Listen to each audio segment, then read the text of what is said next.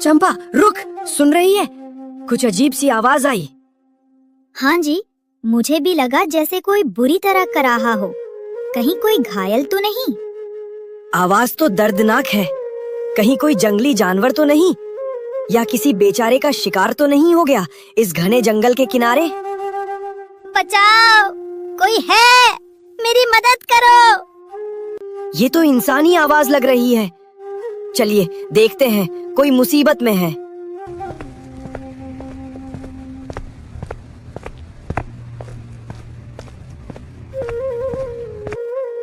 शुक्र है आप लोग आ गए, मेरी मदद कीजिए।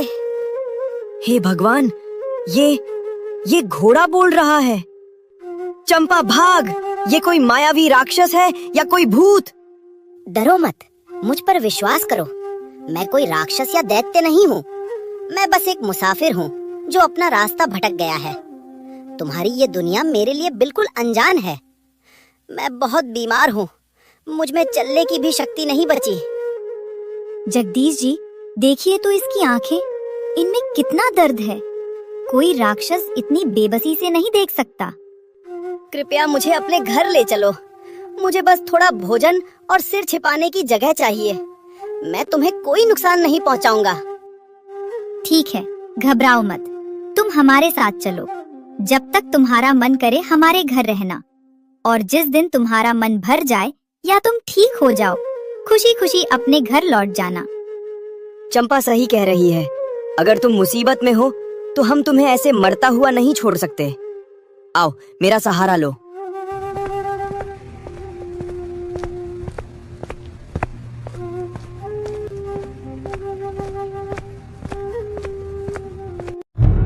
अब बताओ, तुम आखिर हो कौन और कहां से आए हो? मैंने आज तक अपनी पूरी जिंदगी में किसी जानवर को इंसानों की तरह बात करते नहीं सुना। मैं इस लोक का नहीं हूँ जगदीश। मैं एक दूसरे लोक से आया हूँ, जहाँ सब कुछ ऐसा ही अद्भुत है। मैं बस सैर करने निकला था, लेकिन इस दुनिया की आबो हवा और रास्तों ने मुझे उलझा दिया। यहाँ की बीमारियाँ मेरे शरीर को झेलने की आदत नहीं है। दूसरे लोक से? ये तो सुनकर ही दिमाग चकरा रहा है। पर खैर, अब हम सब बहुत थके हुए हैं। तुम अब सुरक्षित हो। हाँ, अभी तुम आराम करो।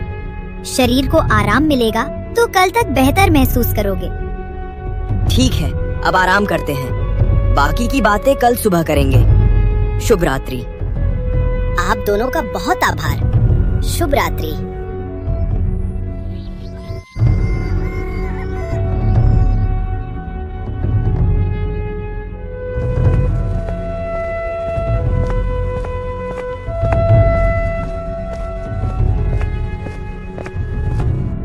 ओ जगदीश, बाहर निकल। बहुत दिन हो गए लुका छिपी खेलते हुए। आज या तो मेरा पैसा निकलेगा या तेरे घर का सामान। माखनलाल जी, थोड़ा समय और दे दीजिए। फसल बस कटने ही वाली है। मैं पाई पाई चुका दूंगा। चुप कर, बहुत हो गई तेरी नौटंकी। हर महीने यही राग अलापता है। अब मेरा सब्र खत्म हो चुका है। अरे, ये घोड़ा कब लाया बे? इतना शानदार जानवर ये तेरे पास कहाँ से आया? वो मालिक, ये मेरे ससुराल वालों ने दिया है। अभी कल ही आया है। ससुराल वालों ने दिया है? वाह, किस्मत चमक गई तेरी। ठीक है, पैसा नहीं है तो ना सही। जब तक तू मेरा उधार नहीं चुकाता तब तक ये घोड़ा मेरे पास रहेगा। उठाओ रे इसे। नहीं, रुकिए। आप इस घोड़े को हाथ नहीं लगा सकते। ये बीमार है, कहीं का नहीं रहेगा। बीमार है तो मैं इसे ठीक कर लूंगा, पर ये जाएगा मेरे ही साथ। रुकिए माखनलाल जी, अगर आपको कुछ गिरवी ही रखना है तो मेरे ये गहने रख लीजिए। जब हमारे पास पैसे आ जाएंगे तब मैं इन्हें वापस ले लूंगी। लेकिन इस बेजुबान, मेरा मतलब है इस घोड़े को मत ले जाइए। मूर्ख औरत, इस मामूली घोड़े के चक्कर में अपने सोने के गहने दे रही है। सच में दिमाग ठिकाने नहीं है तेरा। जा लेकर आ गहने। चलो रे, आज तो चांदी हो गई। घोड़ा तो बोझ होता, ये सोना ही सही है। सुनो, अगले महीने फिर आऊंगा। अगर बाकी हिसाब बराबर नहीं हुआ तो फिर खैर नहीं।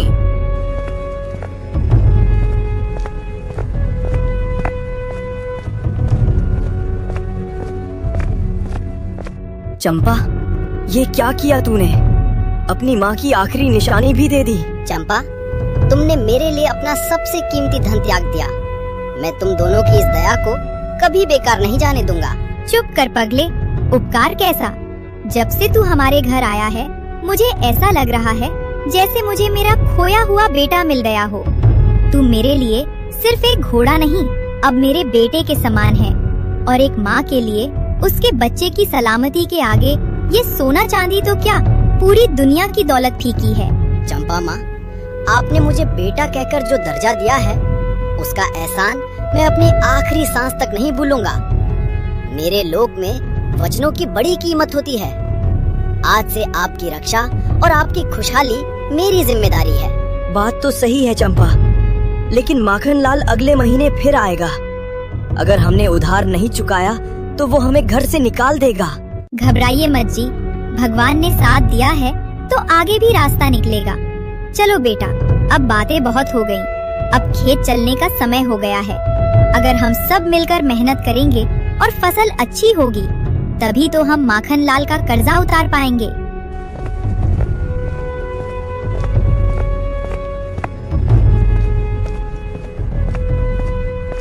हे भगवान, मुझे माफ करना। बेटी लाडो, मुझे माफ कर देना। तेरे हाथ पीले करने की औकात नहीं रही इस अभागे बाप की। लड़के वालों की मांगे पहाड़ जैसी हैं और मेरी जेब खाली। मैं जी कर क्या करूंगा? रुकिए, रुकिए काका, ये क्या अनर्थ कर रहे हैं? काका, होश में आओ, ये क्या पागलपन है? जान देने चले थे। छोड़ दो मुझे जगदीश, मर जाने दो। मरूंगा तो कम से कम इस बेइज्जती से तो बचूंगा। ऐसी क्या बात हो गई काका? आपकी बेटी लाडो की तो शादी है अगले हफ्ते। खुश होने के बजाय आप ये क्या कर रहे हैं? कैसी शादी चंपा? कल रात लड़के वाले आए थे, कहने लगे अगर दरवाजे पर चमचमाती बड़ी गाड़ी और हाथ में 5 लाख नकद नहीं दिखे तो बारात नहीं आएगी। मैंने उनके पैर पकड़े, गिड़गिड़ाया कि गरीब की इज्जत मत उछालो, पर वो पत्थर दिल नहीं पिघले। पर काका, शादी तो पक्की हो गई थी ना? हुई थी जगदीश, पर अब वो लालच पर उतर आए हैं। गांव भर में शोर हो जाएगा कि लाडो की बारात लौट गई। वो बेचारी तो जीते जी मर जाएगी। उससे अच्छा है कि मैं ही खत्म हो जाऊं। भगवान ने मेरे नसीब में सिर्फ गरीबी लिखी है। तो क्या वाकई इस दुनिया में लोगों के लिए जान से ज्यादा वो कागज के टुकड़े जरूरी हैं? अरे बाप रे, ये घोड़ा बोला। जगदीश, ये क्या माया है? क्या मैं सच में मर गया हूँ और यमराज का घोड़ा मुझसे बात कर रहा है? नहीं काका, शांत हो जाइए। आप जिंदा हैं। ये चमत्कार है, ये घोड़ा बोल सकता है। हे भगवान, बोलने वाला घोड़ा! क्या मैं पागल हो गया हूँ? शांत हो जाइए काका, आप पागल नहीं हैं। मैं आपकी मदद कर सकता हूँ। काका, ये लीजिए।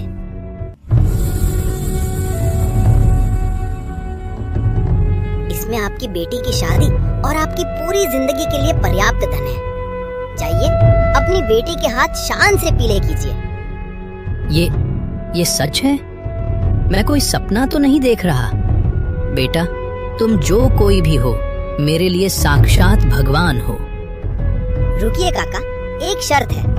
अगर आपने किसी को भी बताया कि ये पैसा कहाँ से आया या मेरे बोलने की सच्चाई किसी को भी पता चली तो उसी पल आपकी बेटी विधवा हो जाएगी। याद रखिएगा, ये राज राज ही रहना चाहिए। नहीं, मेरी जुबान कभी नहीं खुलेगी। मैं अपनी बेटी की खुशियों पर कभी आंच नहीं आने दूंगा। आपका ये एहसान मैं कैसे चुकाऊंगा?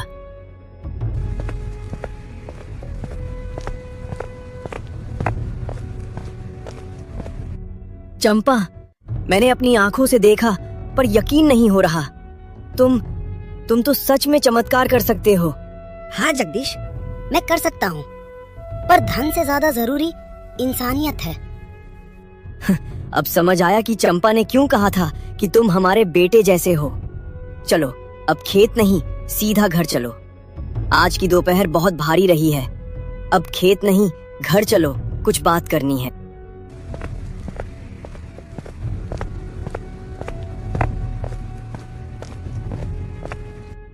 अरे आप लोग वापस क्यों आ गए? अभी तो सूरज सिर पर चढ़ा है। खेत का काम कौन करेगा? फसल नहीं काटेंगे तो कर्ज कैसे चुकेगा? अरे चंपा, अब खेत और फसल की चिंता छोड़। तूने देखा नहीं इस घोड़े ने काका के लिए क्या किया? ये जादुई घोड़ा है चंपा। ये हमें जितना चाहे उतना पैसा दे सकता है। अब हमें मेहनत करने की जरूरत नहीं। रुकिए जगदीश जी, शायद आपको कोई गलतफहमी हुई है। मैं कोई सोने की खान नहीं हूँ। मैं किसी एक इंसान की सिर्फ एक ही इच्छा पूरी कर सकता हूँ। मैंने अपनी शक्ति का उपयोग उस बूढ़े किसान के लिए कर दिया क्योंकि उसकी जान दांव पर थी। अब आप बताइए, आपकी सबसे बड़ी इच्छा क्या है? क्या तुम मेरे मरे हुए बेटे को वापस ला सकते हो? क्या इस दुनिया में ऐसा मुमकिन है? रुकिए, मुझे अपनी दिव्य दृष्टि से देखने दीजिए कि क्या इस पृथ्वी पर ऐसी कोई जगह है जहाँ से मरे हुए लोगों की रूह को वापस लाया जा सके। ओम नीलगिरि शिखर वासिनम पितृलोक द्वार रक्षकम। रास्ता मिल गया है। हमें सुदूर दक्षिण में स्थित नीलगिरि पर्वत जाना होगा। वहाँ एक प्राचीन और विशाल पूर्वज वृक्ष राज है। वहीं मरे हुए लोगों को वापस लाने का मार्ग बता सकते हैं। बोलो जगदीश, क्या तुम इस कठिन यात्रा के लिए तैयार हो? क्या हम चलें? जगदीश जी, अगर हमारे बेटे के वापस आने की एक भी उम्मीद है तो उसे मत छोड़िए। आप दोनों अभी निकल जाइए। पर चंपा, तुम यहाँ अकेली, और घर का क्या होगा? मेरी चिंता मत करो, मैं यहाँ सब संभाल लूंगी। बस तुम दोनों साथ जाओ और मेरे बेटे को वापस लेकर आओ। और हाँ, वादा करो कि तुम दोनों सही सलामत लौट कर आओगे। घबराओ मत माँ, जब तक मैं साथ हूँ जगदीश जी को खरोच भी नहीं आएगी। चलिए जगदीश जी, मंजिल बहुत दूर है और समय बहुत कम।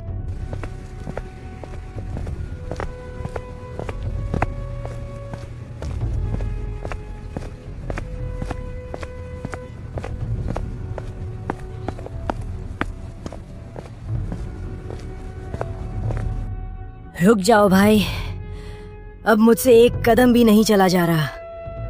पांव जवाब दे रहे हैं और गला सूखकर कांटा हो गया है। नीलगिरी अभी कितनी दूर है? जगदीश जी, हिम्मत मत हारिए, पर मुझे कुछ ठीक नहीं लग रहा। मैं सूंघ कर बता सकता हूँ कि यहाँ हवा में जहर है।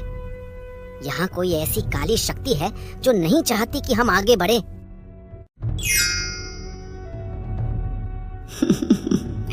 आहा, बहुत जानकार जानवर है रे तू तो। मेरी खुशबू पहचान गया। क्या लचीला और कोमल मांस होगा तेरा। और ये बूढ़ा इंसान, इसकी हड्डियां चबाने में तो बड़ा मजा आएगा। अरे बाप रे, ये क्या बला है? भाई भागो यहाँ से, ये हमें कच्चा चबा जाएगी। भागोगे कहाँ? इस जंगल की महारानी डायना की इजाजत के बिना यहाँ से परिंदा भी पर नहीं मार सकता। तू बोलता हुआ घोड़ा है, तुझे तो मैं अपने जादू के महल में सजा कर रखूंगी। महारानी डायना, हम यहाँ आपसे लड़ने नहीं आए। हम एक नेक काम के लिए जा रहे हैं। हमारा रास्ता छोड़ दो, इसी में आपकी भलाई है। भलाई? मेरी भलाई इंसानी मांस में है। बहुत देर से बहस कर ली, अब मरने के लिए तैयार हो जाओ। ओम वज्र चक्राय स्वाहा, दुष्ट शक्ति स्तंभनम कुरु कुरु, धर्म रक्षणाय घेरा प्रकटनम स्वाहा।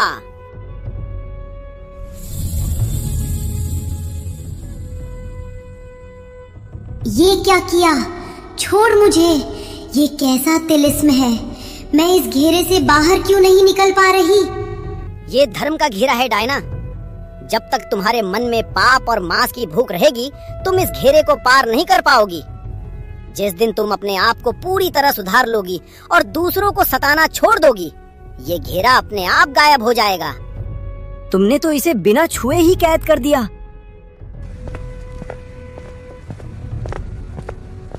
ओए, वापस आ, मुझे यहाँ अकेले मत छोड़।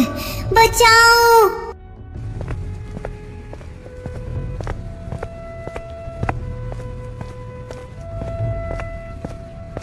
ठहर जाओ तिनको। तुम्हारी हिम्मत कैसे हुई नागेश्वर नगरी की शांति भंग करने की? ए बोलने वाले जानवर, तू अपनी मर्यादा भूल गया है।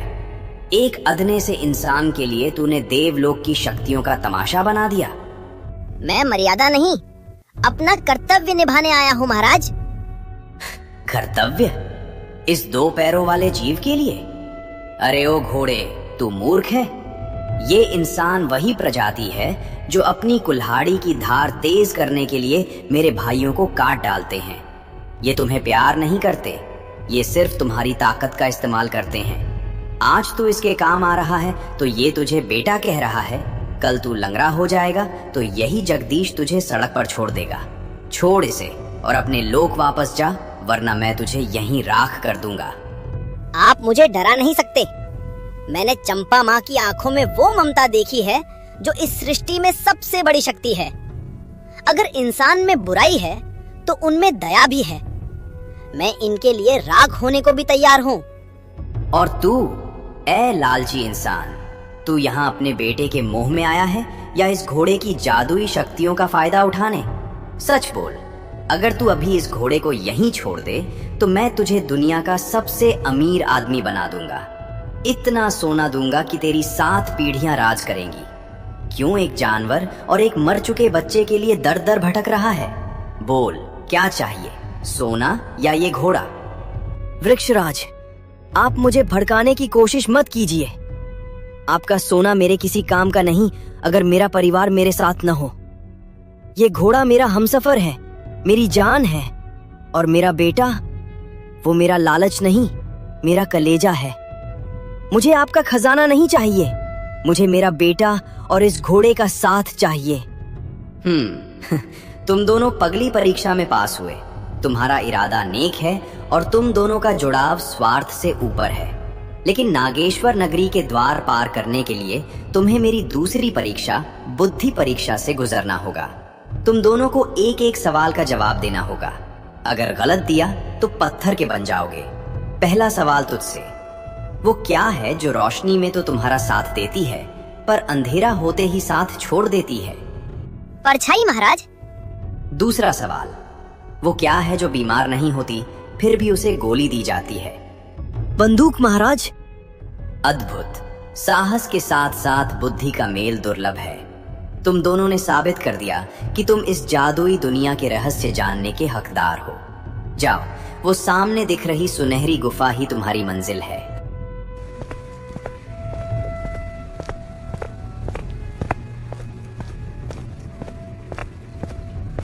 भाई, यहाँ पहुंच तो गए पर अंदर जाने में पैर कांप रहे हैं। क्या सच में इस अंधेरी गुफा में मेरे बच्चे की धड़कनें वापस मिलेंगी? हिम्मत मत हारिए जगदीश जी, अब डरने का समय बीत चुका है। यही वो जगह है जहाँ प्रकृति और परलोक की सीमाएं मिलती हैं। ये वही गुफा है जहाँ इंसान के दोबारा जीवित होने का वो रहस्य छिपा है जिसे सदियों से किसी ने नहीं जाना। इस रोशनी में एक अलग ही खुशबू है, बिल्कुल वैसी ही जैसे मेरे बेटे के कपड़ों से आती थी। यहाँ की हवा पवित्र है। यहाँ कदम रखते ही हमारे कर्मों का लेखा जोखा शुरू हो जाएगा। अब संकोच मत कीजिए, मंजिल अब बस कुछ ही कदमों की दूरी पर है। अब अंदर चलो और याद रहे, अंदर जो भी दिखे उससे विचलित मत होना। ठीक है, मैं तैयार हूँ। अगर मेरे बेटे को वापस पाने का रास्ता यहीं से गुजरता है तो मैं मौत के द्वार तक भी जाने को तैयार हूँ।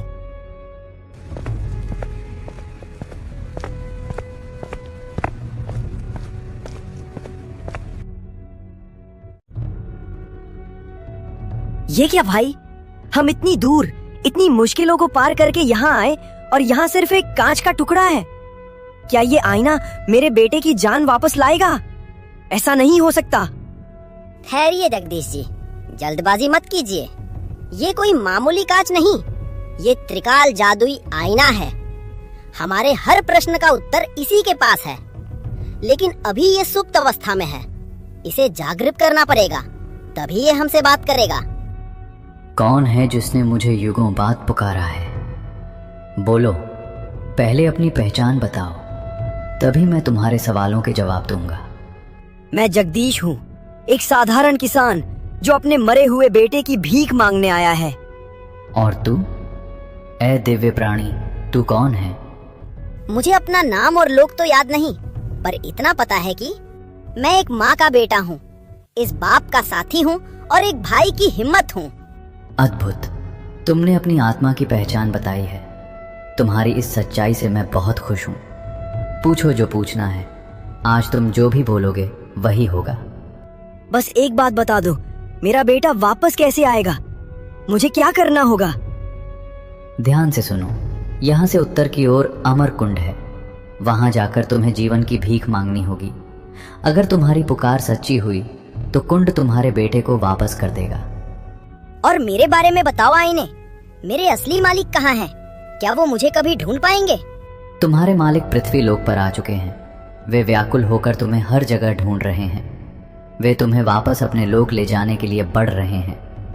भाई, अब वक्त बर्बाद नहीं करना चाहिए। हमें अमर कुंड की ओर भागना होगा।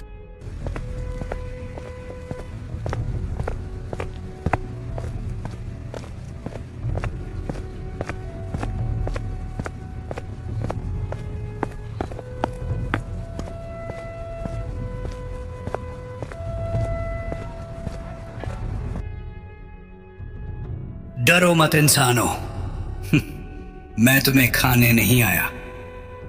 मुझे पता है तुम दोनों अमरकुंड जा रहे हो, पर वहां पहुंचने से पहले तुम्हें मुझसे गुजरना होगा। तुम कौन हो और हमारा रास्ता क्यों रोक रहे हो? मैं भी कभी तुम्हारी तरह एक इंसान था, लेकिन एक भयानक श्राप ने मुझे इस रूप में बदल दिया। आज सदियों से मैं यहां भटक रहा हूं। मैं मरना चाहता हूं, मुझे मौत चाहिए, पर आज तक कोई मुझे मार नहीं पाया। जो भी आता है उसे मैं अपनी रक्षा में मार देता हूं। क्या तुम मुझे मार दोगे? मुझे इस नर्क से आजाद कर दोगे? ये कैसा अजीब और डरावना श्राप है। कोई मरना क्यों चाहेगा? मैं इस श्राप को जानता हूँ। इसे अमर अहंकार का श्राप कहते हैं। ये उस इंसान को लगता है जिसे अपनी शक्ति पर बहुत घमंड हो जाता है। पहले ये उसे अजेय शक्ति देता है और बाद में वही शक्तियाँ उसे मरने नहीं देती। शरीर सड़ने लगता है पर आत्मा कैद रहती है। हाँ घोड़े, तुमने सही पहचाना। अब और सहन नहीं होता, मुझे मार दो। हट जाओ हमारे रास्ते से। मैं यहाँ जीवन की भीख मांगने आया हूँ। मैं नहीं चाहता कि मेरे हाथों किसी की जान जाए। मैं हत्यारा नहीं बनना चाहता। तुम पहले ऐसे जीव हो जिसने मुझे बोला कि मैं मर सकता हूं। अब या तो मुझे मुक्ति दो या फिर लड़ने के लिए तैयार हो जाओ। मारो या मरो।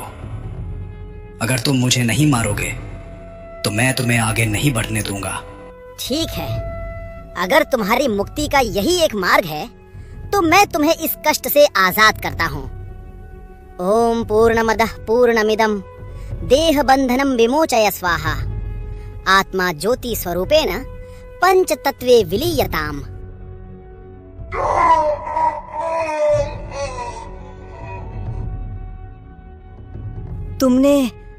आपने उसे मुक्ति दे दी। ये वध नहीं था जगदीश जी, ये एक भटकती रूह का उद्धार था। चलिए, अमरकुंड अब यहाँ से बस एक ढलान की दूरी पर है।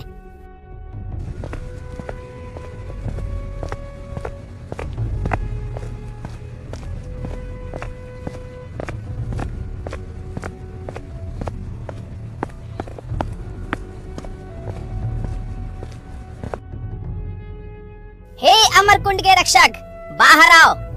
हम यहाँ एक जीवन की भीख मांगने आए हैं। अपनी उपस्थिति प्रकट करो। भाई, ये तालाब तो बहुत डरावना लग रहा है। जगदीश जी, हिम्मत मत हारना। जैसे ही रक्षक प्रकट हो, बिना डरे अपने बेटे की मांग करना। लेकिन याद रहे, वो आपसे दो बहुत ही कठिन और अजीब सवाल पूछेगा। आपकी सच्चाई ही आपके बेटे को वापस लाएगी। कौन है जो मेरी निद्रा भंग कर रहा है? एक अदना सा इंसान और एक परलोक का प्राणी? बोलो, क्या चाहिए? हे नागराज, मैं एक बेबस पिता हूँ। मेरे बेटे की असमय मृत्यु हो गई है। कृपा करके उसे वापस कर दीजिए। मैं उसके बिना मर जाऊंगा। जीवन दान देना इतना आसान नहीं जगदीश। तुम्हें मेरी 2 शर्तों का उत्तर देना होगा। अगर तुम चूके तो तुम भी यहीं समा जाओगे। पहला सवाल, अगर तुम्हें अपनी माँ और पत्नी में से किसी एक को चुनना हो तो किसे चुनोगे और क्यों? महाराज, मैं माँ को चुनूंगा, क्योंकि पत्नी इस जीवन का सफर तय करने के लिए मेरा आधा अंग है, लेकिन माँ वो जड़ है जिसने मुझे ये जीवन दिया है। पत्नी के बिना मेरा संसार अधूरा होगा, पर माँ के बिना मेरा अस्तित्व ही संभव नहीं होता। जड़ रहेगी तभी तो टहनियां पनपेंगी। उचित उत्तर। अब दूसरा सवाल, यदि तुम्हारे बेटे को जिंदा करने के लिए इस घोड़े का, जो तुम्हारा साथी है, गला काटना पड़े तो क्या तुम मंजूर होगे और क्यों? नहीं महाराज, मुझे ये मंजूर नहीं। मेरा बेटा मेरा कलेजा है, लेकिन ये घोड़ा मेरा धर्म और विश्वास है।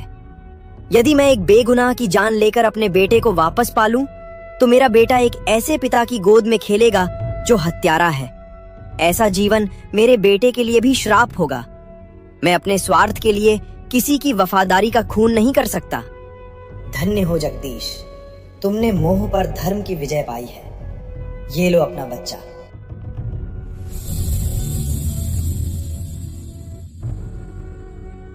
तुम्हारी सच्चाई ने इसे वापस कर दिया है। अब एक क्षण भी यहाँ मत रुकना। अपने बेटे को लो और यहाँ से तुरंत निकल जाओ। और याद रखना, पीछे मुड़कर मत देखना। अगर मुड़कर देखा तो वो फिर से पत्थर का बन जाएगा। जाओ।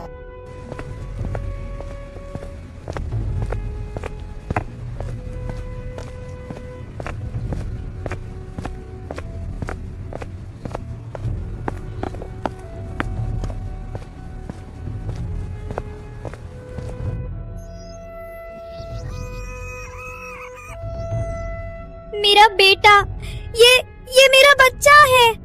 हे छठी मैया, क्या मैं सपना देख रही हूँ? मेरा लाल, तू वापस आ गया। जगदीश जी, आपने तो चमत्कार कर दिया। मेरी सूनी गोद फिर से भर गई। ये मैंने नहीं चंपा, इस घोड़े ने किया है। अगर ये साथ न होता तो आज मैं भी न होता और न हमारा बच्चा। बेटा, आज तूने साबित कर दिया कि तू सिर्फ इस घर का हिस्सा नहीं, हमारा रक्षक है। तूने मुझे जो खुशी दी है, उसके आगे ये दुनिया की सारी दौलत कुछ भी नहीं। तेरा ये एहसान मैं कैसे उतारूंगी? माँ, आपने मुझे बेटा कहा था, बस वही मेरा इनाम है। आज इस घर की खुशियाँ देखकर मेरा सफर सफल हो गया। चंपा, अब बस। आज जितनी बातें और जितना सफर हुआ है, उसे सहने की ताकत अब बची नहीं है। मेरा रोम रोम दुख रहा है और नींद मेरी आंखों को खींचे जा रही है। हाँ जी, आप बहुत थक गए हैं। जाइए, अब आराम कीजिए। भाई, तुम भी आराम करो। आज की रात सुकून की रात है। कल सुबह उठेंगे तो नई शुरुआत करेंगे। कल ढेर सारी बातें करेंगे कि अब आगे क्या करना है। अभी के लिए मुझे सोने दो।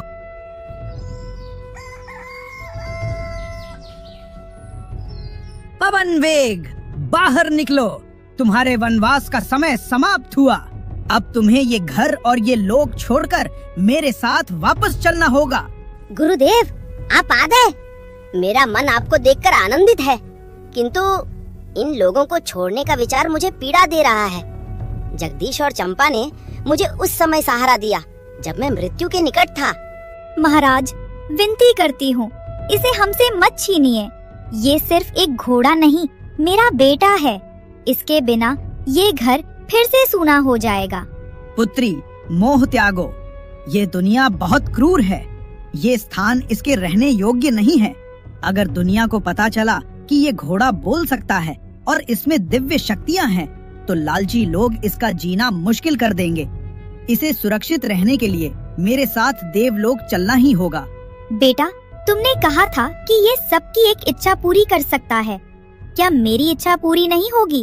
बोलो माँ, क्या इच्छा है तुम्हारी? मेरी इच्छा यही है कि तुम हमेशा मेरे साथ रहो, मेरे बच्चे की तरह। मैं तुम्हें खोना नहीं चाहती। गुरुदेव, चंपा माँ ने अपनी सबसे कीमती चीजें मेरे लिए दांव पर लगा दी थी। आज मैं अपनी सबसे बड़ी शक्ति का त्याग करता हूँ। आप मेरी आवाज ले लीजिए, मेरी बोलने की शक्ति छीन लीजिए, पर मुझे यही रहने दीजिए।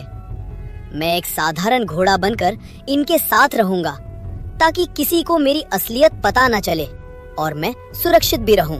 मूर्ख, तू अपनी दिव्य वाणी का त्याग एक साधारण इंसान के लिए कर रहा है। तू फिर कभी बोल नहीं पाएगा, कभी अपनी व्यथा नहीं सुना पाएगा। मुझे मंजूर है महाराज।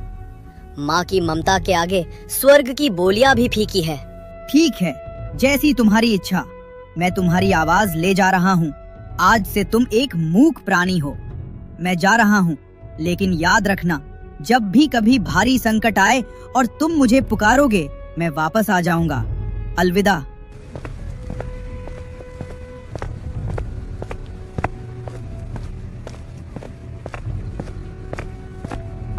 मेरा बेटा, तूने हमारे लिए इतना बड़ा बलिदान दे दिया। अब तू बोल नहीं सकता, पर तेरी धड़कनें मैं हमेशा सुनूंगी। चंपा, आज इंसानियत की जीत हुई है। अब पवन वेग हमेशा हमारे साथ रहेगा। तो दोस्तों, मेरी कहानी तो यहाँ खत्म हुई। मैंने चंपा माँ और जगदीश जी का साथ चुना, क्योंकि प्यार से बड़ा कोई जादू नहीं होता। पर जाने से पहले एक बात तो बताओ, आप लोग मेरी ये जादुई यात्रा दुनिया के किस कोने से देख रहे हैं? मुझे बहुत खुशी होगी ये जानकर कि मेरी कहानी कहाँ-कहाँ तक पहुँची है। जल्दी से कमेंट में अपने शहर या गांव का नाम बताओ।